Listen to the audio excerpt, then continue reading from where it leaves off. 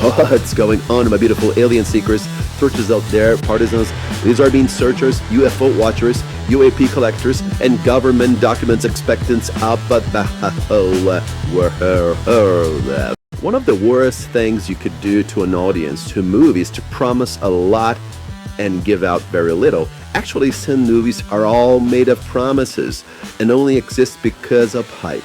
Look at Marvel after Endgame or whatever James Gunn promises. It's too much steam for a watery tea, too much foreplay and no actual play, if you know what I mean. This is the case of Disclosure Day, and I'm so sad to state that because this one was one of the pillars of my personal movie summer, not because of the alien freaks who thought this might be a psyop, but because it's the man, the master, the lord over Arnold Lord Snyder, Lord Spielberg. But for every 10 amazing Spielberg movies, there's always a bunch of 3 Temple of Doom or Hook or Kingdom of the Crystal Skull that come out. And for as much as we love Snyder and Nolan, and of course Spielberg, they're not perfect, they're not gods. And to be honest, in their specific case, more often than not, they get on better with other people's ideas and scripts, not their own. That's a problem with directors. Sometimes they get excited over their own story, and that impairs their critical and creative vision. And what we get is a movie that only pleases them without a shore where the audience can really float onto. So let's begin with the first of the 4 problems the movie have, starting with pace. This movie drags, like really drags. Maybe I'm the problem, maybe I was uneducated by the rhythm that Netflix and Marvel movies imprinted on all of us, but this movie feels like a 50s sci-fi made into an 80s format. It doesn't develop. I mean, it takes too long for it. And if you think the 50s and the 80s are probably the eras where Spielberg knew what he was watching and making, because that's his idea, his story, like I said, so we should come with the vices and virtues of these times. It is not a 2026 movie, definitely. And as I was watching, I felt like I was actually playing Big Dig, a classic PC game that Spielberg devised in the 90s and that supposedly was so amazing that it could only be made as a game than a movie because it was too expensive. And that sold the game a lot in that time, by the way. It was a different game, much slower, much more puzzle-based than the dynamic, fast, point-and-quick games that you had back then. But it worked. It's a classic, a masterpiece. However, this choice for a bland pace works in a game where the interaction functions the story ahead. This is a movie, and it just doesn't work. But maybe the pace was a choice because of the second pillar that did not work either, which is the story. It's almost a 2.5-hour long movie, which is more than enough time to make a great story to touch multiple areas. Yet it does touch, and at the same time it touches none. No one. Like I said, too much foreplay and no play at all. I mean, the whole setup for the story is the verge of a World War III, and this is major. It should change everything about people's humor and will. Think of Watchmen and compare it with Ozymandias playing Man and why.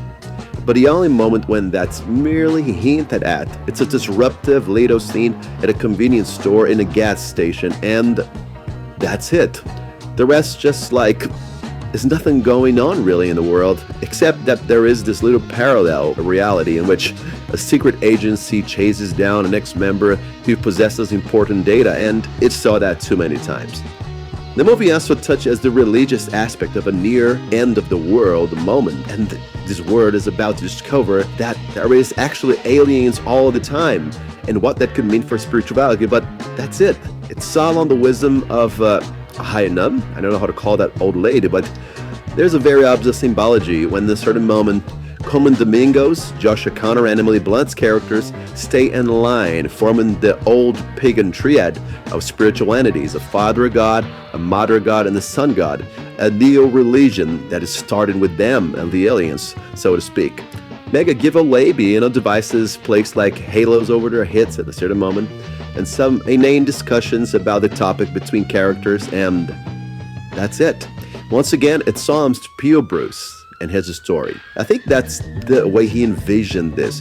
He probably thought of just 2 moments The recapitulation of the woman's abduction as a kid, and so much Disney fashion scene that it cringes you, and is so expected, so spoken, so awaited, foreplayed, hated on, disclosure moment and the news, which turns out to be a big bummer.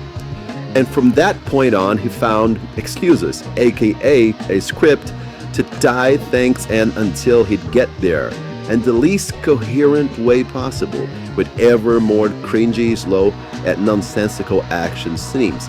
And that's it. This is probably why the pace is so horrible and incomprehensive, which also affects the other pillar of this movie, the characters.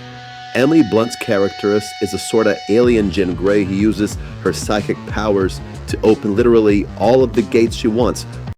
Social engineering. There's only one moment when she rescues Josh O'Connor's character where it gets kinda interesting, but it's too repetitive into the moment itself. I mean, later on she uses it on her own boss to get a spot as an anchor to introduce the so-called disclosure day. And you kind of get the feeling that a hacker could do a job just as good with social media of each one of these people that she kind of hypnotized. And maybe if it wasn't for the impression that the woke movement is bad on entertainment, people would really point that as a huge woke flag for everything bigger she gets in comparison with O'Connor's character, while both were a little abducted at the same time and given powers by the aliens. But Josh O'Connor's character only turns out to be this whiny, bland simp who only gets these mathematical powers to identify patterns and numbers and etc. And of course, he gets a lot of luck when escaping 3 times because the Wardex agency, the big badge of the movie, are simply a gathering of brainless blokes in suits. I love Colin Firth, but as a villain presiding the Wardex agency, as I mentioned, he seems more clumsy than wicked and lacking in conviction. I mean, you see there is nothing big or major that he's able to do in order to protect his stand. He's just more like a sidekick than an actual boss. And when you notice how ineffective Wardex is at their job, you realize they're under the leadership of a sidekick, not the real boss. So his defeat in the ending is just as proper and boring. Which leads me to the actual supporting characters, if you can call them like that. Like, what is Wyatt Russell doing here? I really love him. He proved to be a leading man, but this character, and the way it was written, literally makes him unnecessary here. They could have given to a less known actor, while Wyatt Russell could have played, of course, better written version of Colin Firth's sidekick, played here by Henry Lloyd Hughes, who stars in absolutely embarrassing moments, even more so in the ending. Maybe Russell, as is much more powerful actor he is, could have offered some inputs to make the character more interesting, which clearly isn't the case with his British actor. And still around the UK area, we have the beautiful Eve Hewson with a quite interesting character, but she loses esteem in the course of the plot, and it happens to be that she's there only to become a conduit to bring back the MacGuffin that will give an upper hand to the heroes, and to offer some bizarre and low-key danger to the always lucky Josh O'Connor's character. Still in characters that could have been given as an opportunity to a less known actor, we have Coleman Domingos. I mean, he's not a sage, he's not a necessary outlet the characters would need for just revival. Literally, he's almost like a sadistic observer of their suffering. And he's surrounded by this mysterious environment, this house built only to justify the flashback of Emily Blunt's character. There is no mystery here, no real expectation, no hype over what that place is, from where he comfortably commands their actions, just a meh feeling after you realize that the reason for the house was so feeble and to just go along with it. It is almost close to the end of the film. He's an amazing actor, I love him, but once again, there is nothing that he says or he does that cannot be delivered by someone else because it's just shallow and just an excuse for this flawed story. But there's an amazing element that works as a glue, a perfect man, to fix all of these missteps of the narrative, which is the soundtrack. But it isn't there. I mean, bringing John Williams means to Laurel, a movie with a certain mystical haze of old Hollywood quality, except that the man was retired, and that hardly is a good sign, to be honest. And then not only the score lacks so much energy, like you hardly had it, I mean, there are absolutely obnoxiously slow moments. Pace again. They could have been fixed, made more alive with the right track, the right eventful John Williams track, and what you get, that's this depressive, familial, wrecking-worth trumpets, marking zero emotions, zero transitions, zero nothing. I could see that a guy retired plus an elderly director could mean exactly what we get on screen, but I could never act so mean towards probably the greatest director of all times. Not to mention how bogus this statement could be in retrospect, since Clint Eastwood,